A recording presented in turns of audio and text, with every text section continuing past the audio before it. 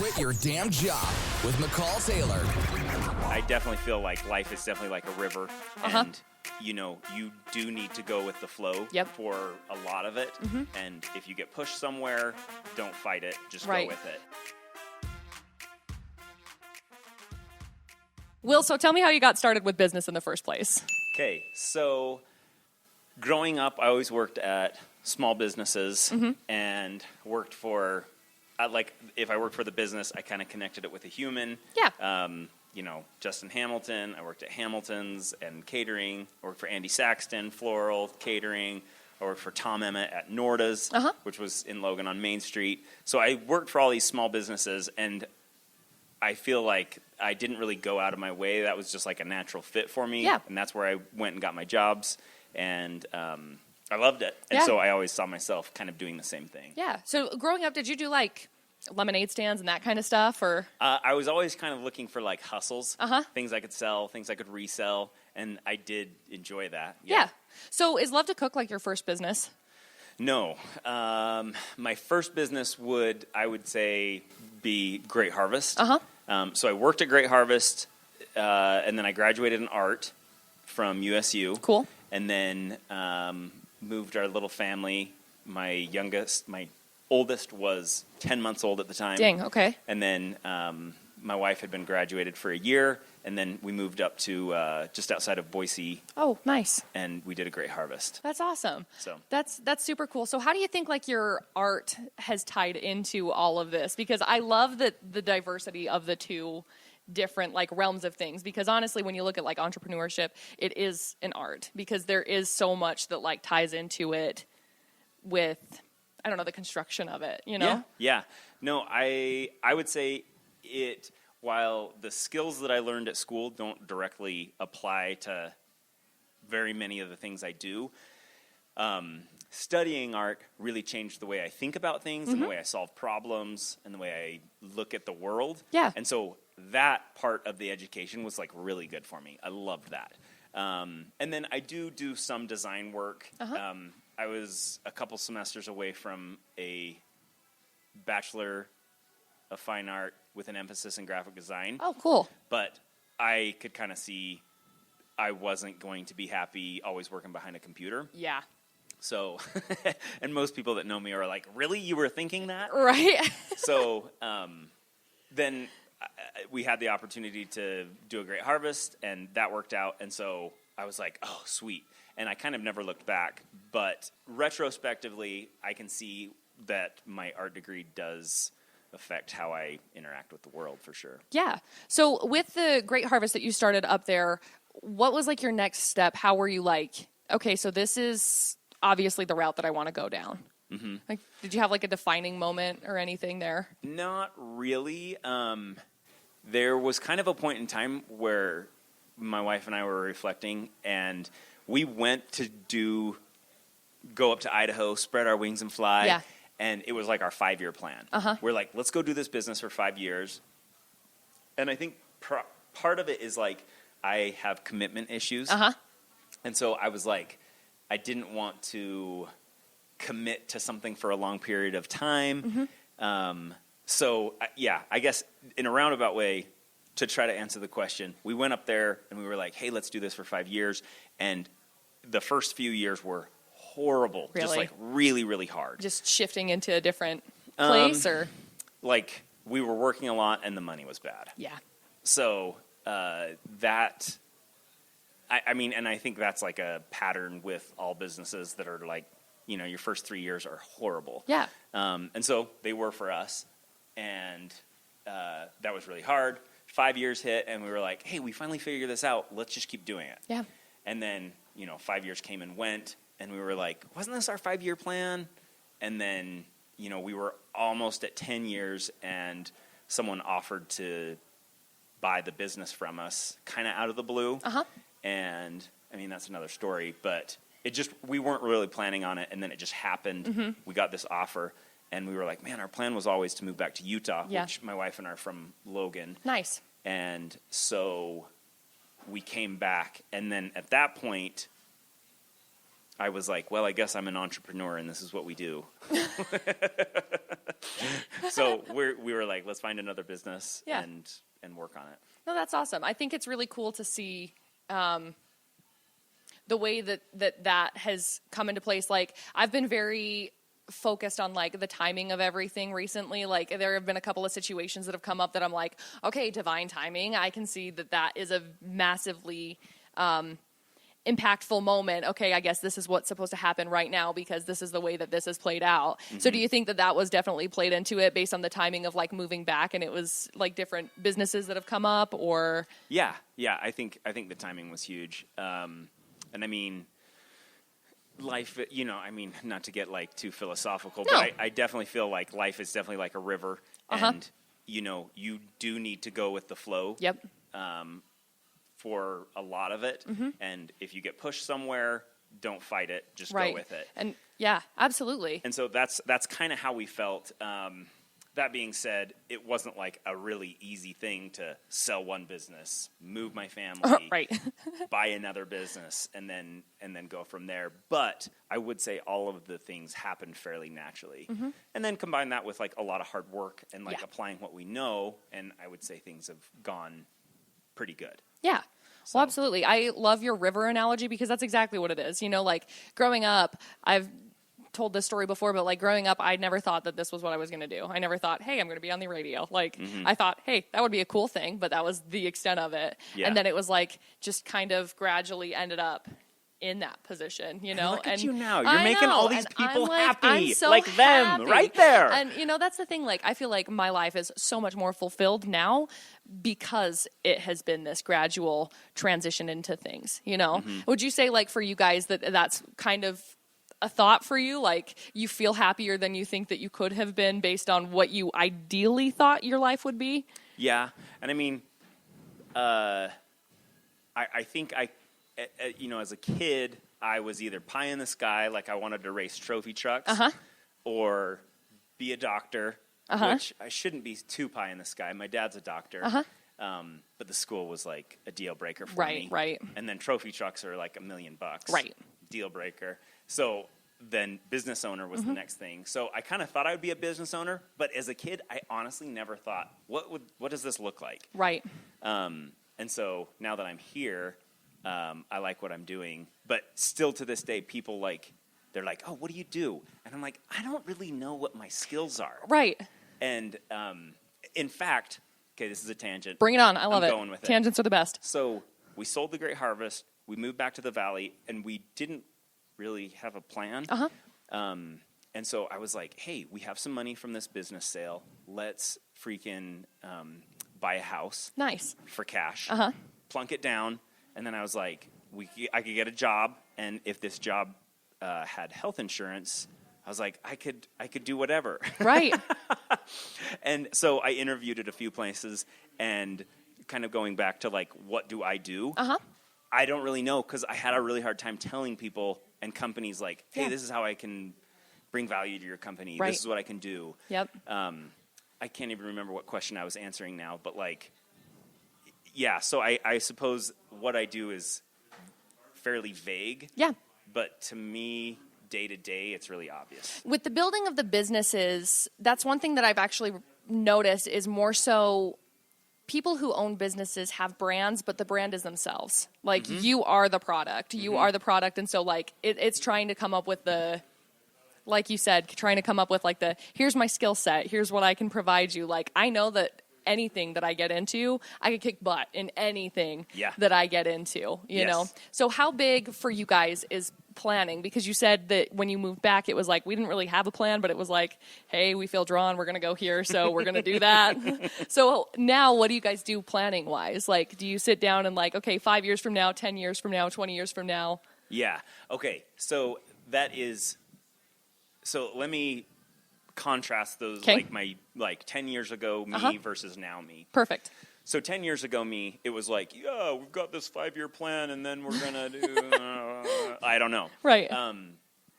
And looking back, I kind of regret not making more commitments to like where I was and what I was doing. And so now approach everything like I'm going to do it for a really long time. Yeah. Like, burn the ships.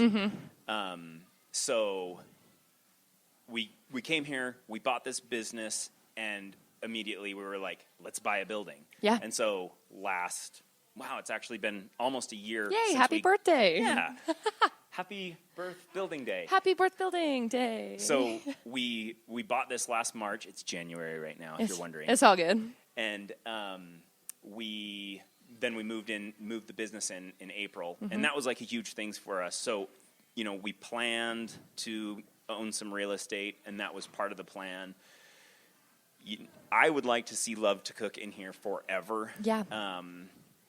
Am I going to own this building forever? I don't know. Am I going to own Love to Cook forever? I don't know. But both of these things I'm planning, like, I'm going to own them for the rest of my life. Yeah. When you have those kinds of commitments to businesses, to anything, like, yes, this is what I'm doing for the rest of my life, then you become way more, committed, obviously, and way more focused on the moment. Like, that's something I've noticed recently for my own self, is that I have been doing a ton of, like, meditations and reading and trying to get grounded in things, because when you're in the moment, you can become more in tune with things that are supposed to be happening and things that are happening around you, because there's so much that happens that if you're just focused on, okay, well, 2 years from now, I plan on packing up, I'm going to move to Ohio or whatever, and I'm going to go pursue this other thing, your day in and day out activities become way less, like,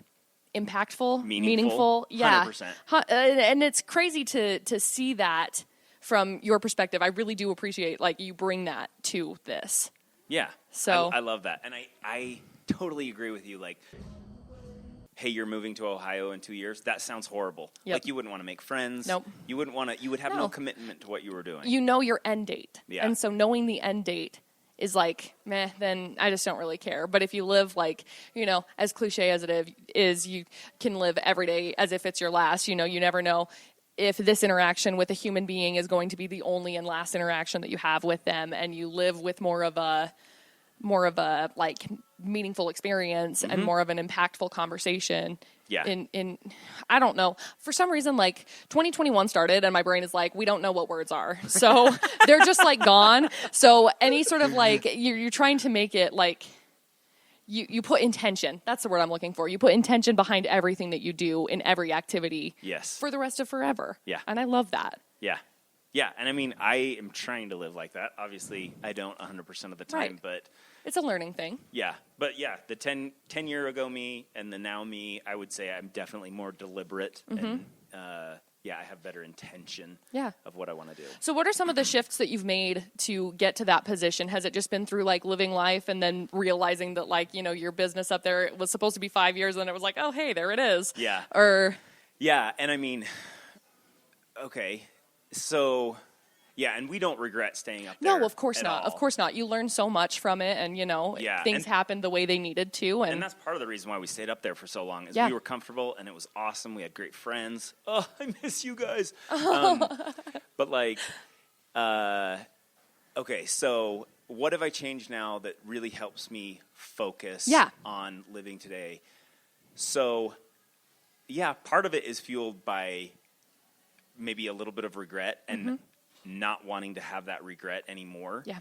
I turned 40 this year. Yay. And one of the things that I'm like, man, I am never going to let that go. I have tons of hobbies, but one of the things I'm never going to let go until I'm forced to is, like, running. Yeah. I do like running, but I also like, well, I'm not going to start saying all my hobbies, but, time-consuming things. Yeah.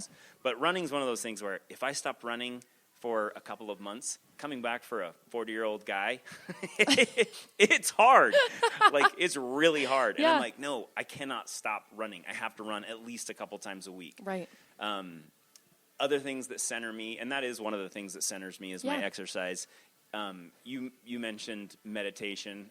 Man, that's so hard because it's a very personal thing. Yeah. But I should say, and it can mean very different things to different people. Yeah.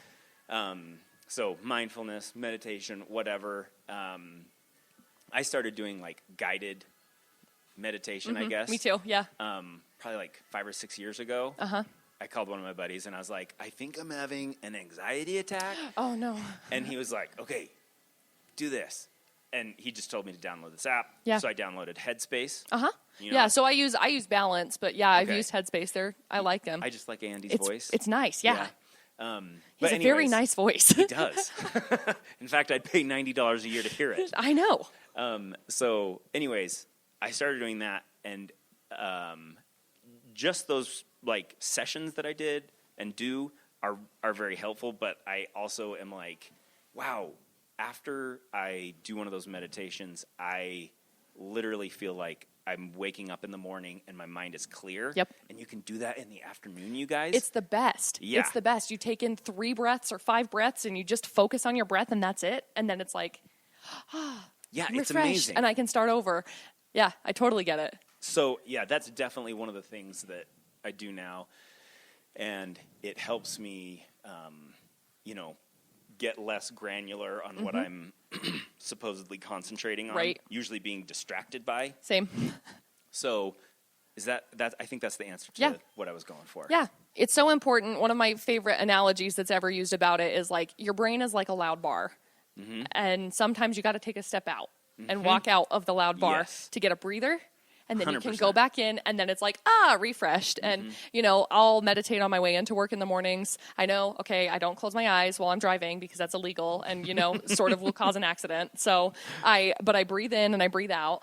And then I'll go home, and if I need to recenter and I work on the podcast, then I meditate again, and then I do it because that's exactly what it does. It just refreshes your brain to take on new tasks. Yeah. And I love that. Yeah. I love that. I need to go check out Headspace because, I use Balance, and It's probably the same thing. it's nice. I like it. They've got them, like, focused and geared towards, like right now I'm on a relaxation plan, and other times I've been on, like, a focus plan, and it's, like, all of that kind of thing. So I love the focus ones. I do, too. Yeah. Oh, I do, too. So where were you introduced to that kind of a thing? Well, it's interesting, like, I'll just get personal here. So I'm LDS, Mormon, Church of Jesus Christ. And, a catchphrase in our culture is search, ponder, and pray, meditate on it. And, you always heard that. And all of these things mean something different, but we have different words for them. Yeah. Like I just mentioned 4 words, but they all mean that you're supposed to think. Yeah. And so I had heard that all growing up. And then when my buddy was like, dude, you should do this guided meditation, I was like, man, I've been like talking about meditation my whole life, but I'm like, I don't know what it means to that culture or to this group of people or whatever. And so I would say that like I was ready for it, and I was like, I really want to dive into this and know what it is. Yeah. And I've always valued like other people's I've tried to always value other people's points of view and tried to understand them. And so trying to figure out what meditation meant to people that really meditate, like a monk, I was like, I really want to know this. Yeah. Like, what is this transcendency they're talking about? Yeah. And so it was really just from a buddy. And I said 5 or 6 years ago. It's probably been a little more than that. That's cool. So how much of a impact have your friends had in your own life, and have you had to disconnect from some for not helping you raise you to whatever next level it is that you want to be at? Yeah. Oh, man.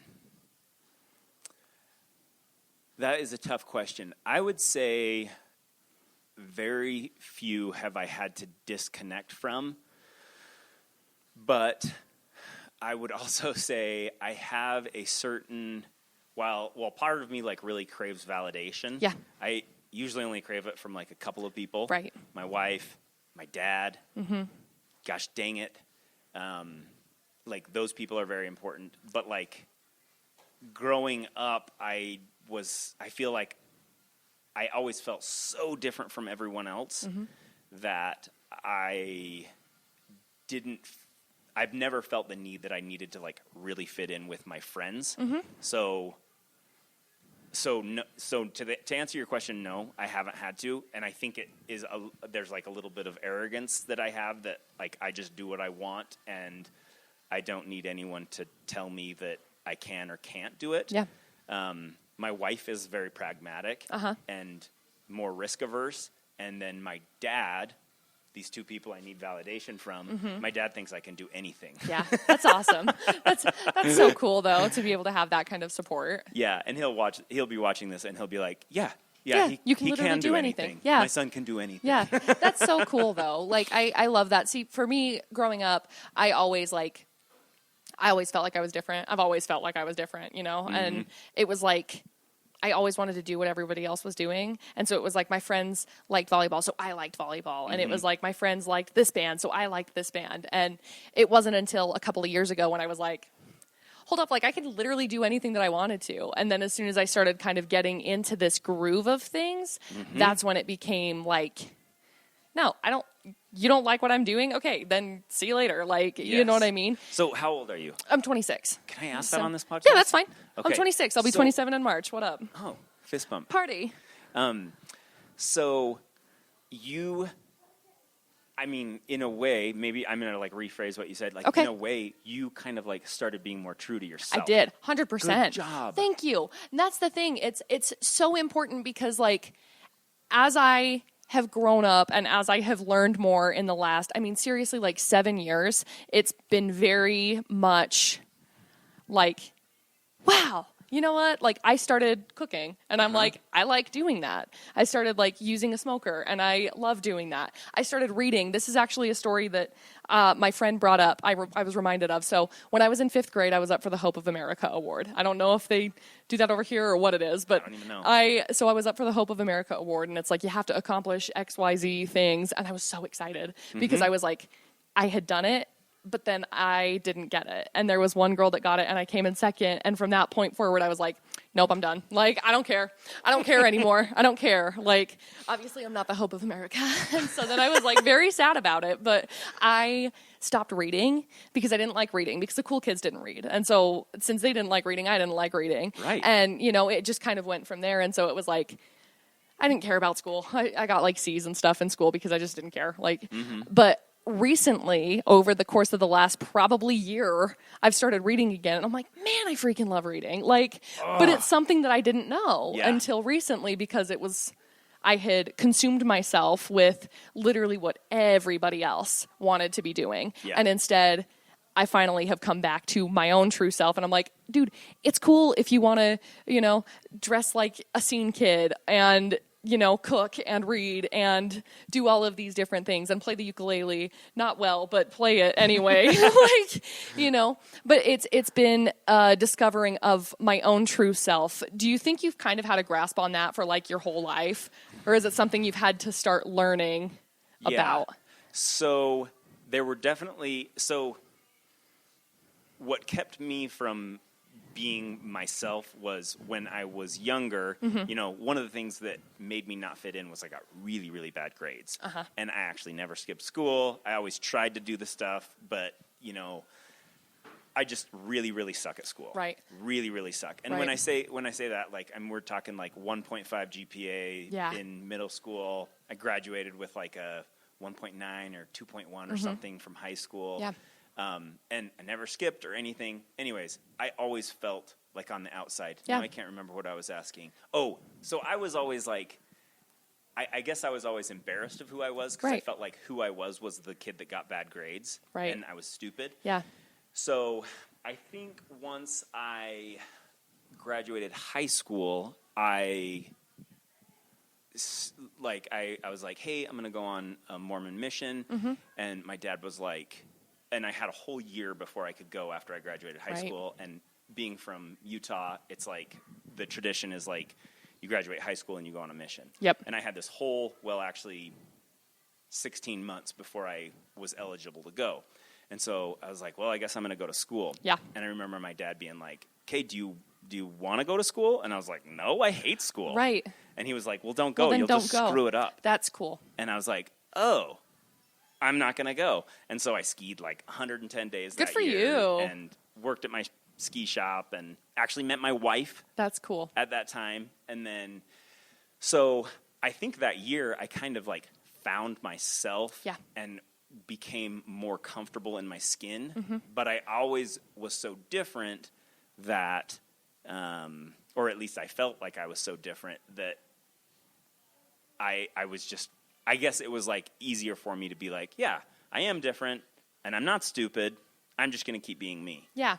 You know, I think it's so interesting that you labeled yourself as like, I was a bad student. Like that's what it is, because it's just a label that society has put on us. So I don't know if you've ever read the book. My mom used to read it to us all the time because I had this lovely little book by Max Lucado or Lucado. I'm not sure how to say his last name, but it's called You Are Special. And Yes. it's about, I love this. And it's about, you know, the dots and the stars. Yes. Oh my gosh. It's such a good book. It's such a good book, you know, because it's like, oh, well, as soon as you just don't care, then you don't see it. And as soon as people start, this is like, I have this memory has come from I don't even know where, but this lady comes into the town and she doesn't have any dots and she doesn't have any stars, and everybody wants to know, why doesn't she have dots? Why doesn't she have stars? And it's because she doesn't care about what other people's opinions are. And so then the dots and the stars don't stick. And so then she's just this free being, and she's not attached to the association from other people. And it's crazy because as I've grown up, you notice the people that don't care. You notice the people that don't care about other people's opinions because they do their own thing. Yeah. And it's like they don't care that, you know, the opinions stick to them or whatever. So I appreciate that because like I see that. Like you, like one of the first times, so Will does these like lunches sometimes every once in a while, and he'll like post about it and it's like, hey, I'll do this. And it just came up one day. I happened to be scrolling through my story and it was like, hey, at 11. And I was like, or 11:30 or 12 or whatever time it was. And I was like, hey, I could totally be over there. Yeah, I'll come. I'll do that. And it's like, it was one of the coolest experiences because I was like, these people here are very confident in what they do and they love what they're doing. And it's cool because it's like a group of people that it's, I don't know, they just like support themselves and they love themselves. And it's like, yeah, we're going to do whatever we want to do because we want to do it. And so it was cool because I told my friend, I was like, they always say surround yourself with the people that are doing the things that you want to be doing at the caliber you want to be doing them. And it was like, I came in and I was like, oh, these are them. These are the people. And it was the craziest experience. So first of all, thank you for doing the things that you're doing because you're doing them at a caliber that you want to be doing them and you don't care. And I love that. So awesome. I love hearing that. Oh, good. Well, I'm glad. And I love that you've created this little, like, these people. Like, you haven't created the people, but you've created, like, the group of people where it's like, just come, be, exist, have some grub that's delicious, that I don't even know why it tastes so good, but dang, it tastes good, you know? And then just have this conversation. And so that's something that I really do appreciate. How have you found those people? Because that's a really good question for me. Yeah, so I mean, you're nailing it. Thank you. With surrounding those kinds of people that you want to be around, and I think, or that you want to be like. Yeah. And I think that is so true. Like 95% of the time. The other 5% of the time is I would say there are these people that. So we have some friends that are dear friends to us. Yeah. And I mean, we see the world so differently. Yeah. And some fundamental differences that are just like, we see it so different, but at the same time, I feel like even though they see the world differently than us, their core is so well-intentioned and full of love. Yeah. That I'm like, I want my kids to be around them. Yep. And they'll ask questions. Why do they do this? Yep. Why do they think that? And I will be like, this is why, but, you know, they are very different than us, but that's so valuable to me. It is, absolutely. And so, like, that group of people that you saw, like, that really resonates with me is people that want to try new things, people that are in it for the love. Yep. And so I love seeing groups of people like that, diverse people, people that you have things in common with. And I mean, a lot of my dear friends I just recreate with, so I have a ton in common with them. We're like the exact same people. That's awesome. And I like that too. Yeah. So I guess I like having a lot of different friends, and sometimes those, you know, groups intermingle, and they're like, really, Will? Like that's amazing that you're crossing this line. No, I really love it. So I've been reading because, you know, I started doing that again. Reading's cool now. Freaking cool. So there's a couple of books that I've been reading, but one of them is Matthew McConaughey's Green Lights. Have you read that book yet? No. Oh my, get it. Okay, You'll I'm die. excited. It's so good. I have 2 So credits on Audible. it's- Can I listen to it? Yeah. I hope Matthew I reads think, it. Oh, he does. Okay. He does a fantastic job with it, and know he it. laughs and he does the whole thing. And so there's a couple of cuss words. So if you're watching and you don't like those, then I'm sorry. But it's fantastic. So he tells a story in there of, I can't remember where it was that he ended up going. He went somewhere in the Middle East, if I remember correctly, and they were having a conversation. And there were 2 people that he was with, and as they were having the conversation, he was in Africa. That's where he was. I'm sorry. I misspoke. Not only a foreign culture, but like a very diverse. Foreign, Yes, everything is different. Yes. And they were having a conversation, and one person was on one side of things, and the other person was on the other side of things, because they were talking about, I think, the way that a lady was dressed. And so they were having a conversation about it, and Matthew chimed in and was like, oh, well, I agree with so-and-so. And the guy was like, never again will you ever come in and agree or disagree to something. We are having a conversation to learn the differences and why we agree and why we feel one way and the other, so we can learn. And I was like, oh my gosh. And so never again will I go into something and think I agree or I disagree, because or that it doesn't you know matter. the context. Exactly. Because it doesn't matter, because you get to take those pieces and you get to create what is happening around you. But that's very much what I'm seeing with that story about your family and your people that you surround yourself with. And I love that. Yeah. I love that. Well, I think that's great. And I'm glad that you got that out of that. Yeah. If I know we're probably going. We got plenty of time. Okay, but so if there's anyone watching and they're like, oh, what could I learn from this? Or I'm going to put these people in a box and this is what I think about them. I would say one of the things that helped me see the world how I see it now, which I do like how I see the world now better than I did 10 years ago. Yeah.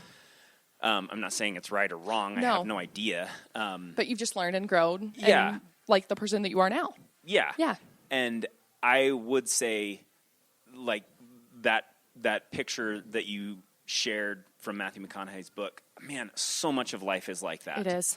And while he went to Africa and saw, something so different, a lot of the time we are coming in and you see someone that is your same age, has the same color of skin, maybe they were even raised in the same place as you, and you think, oh, they probably think the same as me. But really, they could be as different as that person in Africa that was raised. Totally different in a different culture and society. And I always try to teach my employees, my family, that people think so different, and we have no idea what's going on in anyone's life or in anyone's head. Do I have strong opinions about things? Sure. Yeah, absolutely. I do. Do I ever pretend to know why someone thinks something? No, that's dangerous. Yep. That's toxic. thin ice. It is very thin ice, and I think it comes from a place from going into conversations with an unbiased opinion and going into a conversation with, how much can I learn from this? What is it that I can take from this to be able to gain more knowledge and understand where they're coming from? I like that. Sometimes one of the mantras, mottos, whatever of my entire life is what if this conversation you're having with somebody is the only positive conversation they're going to be having all day long? Mm-hmm. And this is the one thing that they can look back on as a positive experience. Does it need to be escalated? No. Majority of the time, no. I mean, It can be discussed. Have a conversation and talk through those things. But with that being said, with the biased opinions going into things, there have been situations that I have gone into, and thanks to the books I've been reading, have opened my mindset to the things that can be learned in conversation. You talk to somebody who is rich, and they're talking about, oh yeah, well, we just took the flight to LA to have lunch, and then we went to, New York to have dinner. And 2 years ago, I would have been like, what a douche. You know what I mean?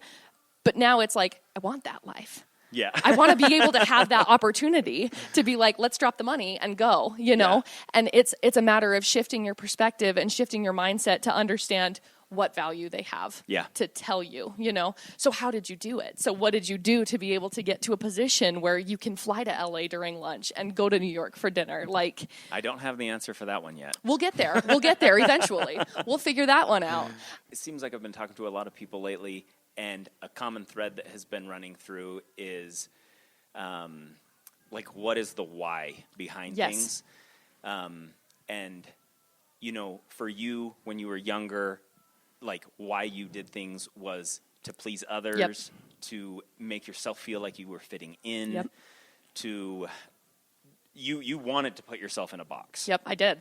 And you put yourself in the box, and it was a success. Yep. But inside of you, there was major dissonance. Absolutely. And so later on in your life, you grew, and you were like, why am I doing this? Why am I doing that? Yep. And the why behind it became like, hey, I want to make McCall happy. Yep. And so you did things to make McCall happy. Yep. And now you're learning, and you're like, oh my gosh, I'm this girl that I'm going to smoke meat, and I love it, and it makes me happy. It's great. It's the best. Yeah, and you're like finding yourself. Yep. And I think a lot of people, doesn't matter what age they're at, they need to find their why. Absolutely. And why they do things. And I'm not saying you'll be comfortable doing it, because there is a lot of discomfort with growth, but that discomfort will be offset by having harmony inside you and what you're thinking and how you're going about life. Absolutely. And when you do screw stuff up, but you're following what you want, you can look back and be like, well, I learned and I botched it and it sucked really bad, but I'm so glad that I tried it. Yeah. And because you were being true to yourself. Yeah. And so if you're true to yourself, you know what your why is, you'll be happy. Absolutely. Well, you're the only person that you have to live with for the rest of your life, guaranteed. And so if you're not happy, then why are you doing anything? 100%. So what was your process for finding your why? Sorry. No, that is so true. Honestly, I mean, I would say a lot of self-introspection, but I'd also say I actually looked outside of myself, and I talked to my wife, and I talked to my parents, and I tried to like gather as many thoughts as I could, and at the end of the day, you obviously have to decide it yourself. But I would say it's just looking at what makes you happy. Yeah. And knowing what happy is. Happy is something that lasts for a long time. Yep. So do I have vices? Yeah, like this is something that makes me happy for a little while. That looks delicious. It is. It gives you a good little kick. I like that.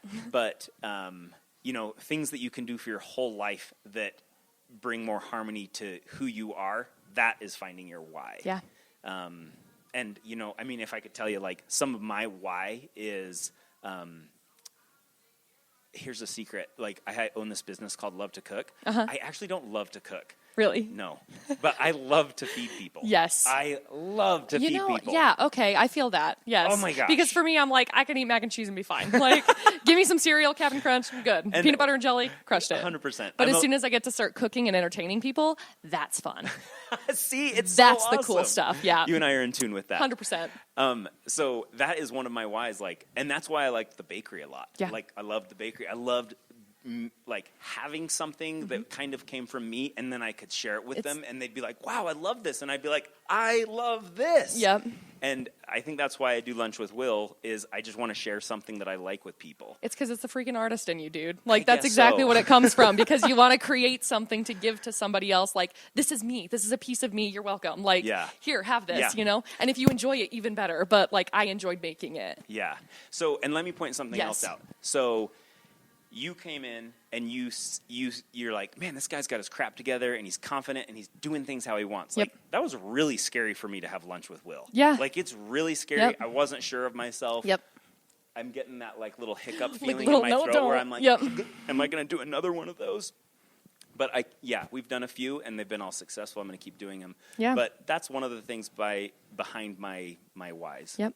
You tested the waters. You tried new things because you'd regret it because of the conversation that you were saying with the regret. Like, and I actually want to go full circle because you said you want to do something to make you happy, and happy is happy long time. And happy long time is going down the river and following the pathway instead of making that, again, distinct 5-year plan, or, hey, I'm moving to Ohio in 2 months, or anything like that. So I love this. Wil, where can people find you? Love to Cook, all of that jazz, social media, website. Okay. Well, I only manage a couple social media platforms. I'm on 'Kay. Instagram at Love to Cook Logan. 'Kay. And then if you want to follow my wanderings around the mountains that surround our valley, I'm usually recreating and putting it on Instagram on Willie Wouldn't at Instagram or on Instagram. Perfect. So. Awesome. And then, do you guys have a website?